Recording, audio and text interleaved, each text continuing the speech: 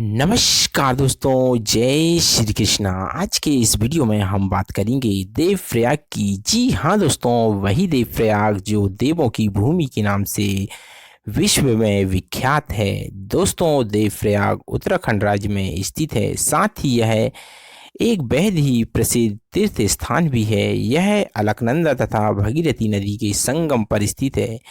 इसी संगम स्थल के बाद इस नदी को गंगा के नाम से भी जाना जाता है। यहीं से दोनों नदियों की सम्मिलित धारा गंगा कहलाई।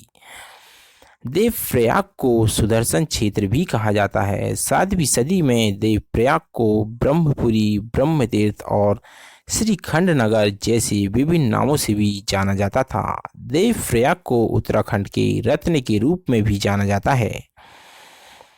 दोस्तों, यहाँ पहाड़ एक तरफ से अलकनंदा और दूसरी तरफ से भगीरथी आकार जिस बिंदु पर मिलते हैं, वही दृश्य बेहद ही मनोरम और सुंदर दिखाई देता है। दोस्तों, अलकनंदा बहुत कम आवाज़ करती है, वहीं भगीरथी बहुत ज़्यादा शोर करते हुए बहती है। इन दोनों के बारे में कहा जाता है कि अलकनंदा बहू और भगीरथी सास है।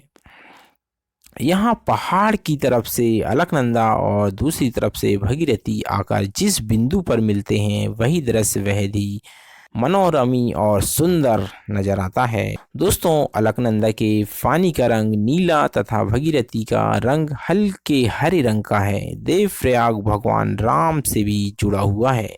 त्रेता युग में रावण और उसके परिजनों का वध करने के पश्चात कुछ वर्ष अयोध्या में राज करके श्री राम ब्रह्म हत्या के दोष निवारण हेतु सीता जी और लक्ष्मण जी सहित देवप्रयाग में अलकनंदा और भगीरथी नदी के संगम पर तपस्या करने आए थे। केदार खंड में श्री राम का सीता जी और लक्ष्मण जी सहित देवप्रयाग पधारने का वर्णन भी मिलता है। दोस्तों, इस उल्लेख के अनुसार जहां गंगा जी का अलकनंदा से संगम हुआ और सीता लक्ष्मण सहित श्री रामचंद्र जी निवास करते हैं, देवप्रयाग के उस तीर्थ के समान न तो कोई तीर्थ हुआ है और न आगे होगा। माना जाता है कि देव शर्मा नामक एक हिंदू संत ने इस संगम स्थल पर कठिन तपस्या की थी, जिसके नाम पर इस स्थान का नाम देवप्रयाग पड़ा। देवप्रयाग के विषय में कहा जाता है कि जब राजा भगीरथ ने माँ गंगा को पृथ्वी पर आने को मना लिया, तो 33 करोड़ देवी देवता भी उनके साथ स्वर्ग में उतरे। तब उन्होंने अपना आवास गंगा जी की जन्मभूमि देवप्रयाग में ही बनाया था। कहते हैं दोस्तों, सास बहू भगीरथी और अलकनंदा को कहा जाता है। भगीरथी और अलकनंदा के संगम के बाद यहीं से पवित्र नदी गंगा का उद्गम हुआ। गढ़वाल क्षेत्र में भगीरथी नदी को सास और अलकनंदा नदी को बहू माना जाता है। यहाँ के मुख्य आकर्षक में संगम के साथ ही एक शिव मंदिर तथा रघुनाथ मंदिर भी सम्मिलित है। देश के कोने कोने से लाखों श्रद्धालु देवप्रयाग में पवित्र संगम में स्नान करने आते हैं। द्रविड़ शैली में निर्मित रघुनाथ मंदिर भक्तों के मध्य अति लोकप्रिय है। निकट ही स्थित डंडा नागराज मंदिर और चंद्रवंदनी मंदिर भी दर्शनीय है। देवप्रयाग का अनुपम प्राकृतिक सौंदर्य भी इस पावन स्थल की भ्रांति की अद्वितीय है।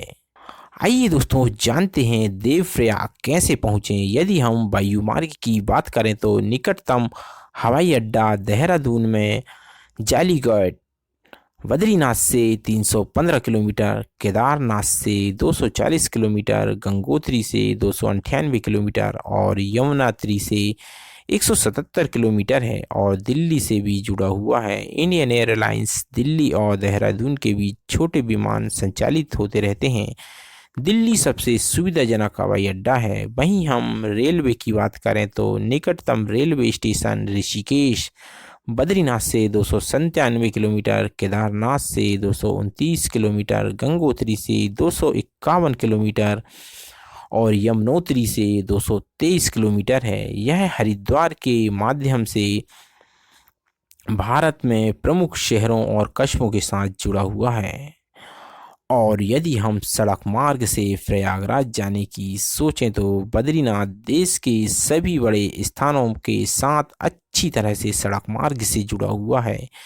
यहाँ से प्रमुख स्थानों की दूरी इस प्रकार है: ओली से 58 किलोमीटर, चमोली से 97 किलोमीटर, देहरादून से 315 किलोमीटर, हेमकुंड से 50 किलोमीटर, जोशीमठ से 42 किलोमीटर, कर्णप्रयाग से 126 किलोमीटर और फूलों की घाटी से 50 किलोमीटर की दूरी पर देवप्रयाग स्थित है।